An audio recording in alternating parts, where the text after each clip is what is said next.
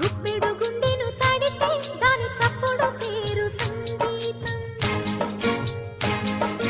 కొప్పున మల్లెలు పెడితే అది చప్పున రమ్మని సంకేతం. అదిరి పడిన పెదవికేంటి అర్థం? అడుగుతోంది ఎదురు చూసి అధర కాగితం. నీ మధుర సంతకం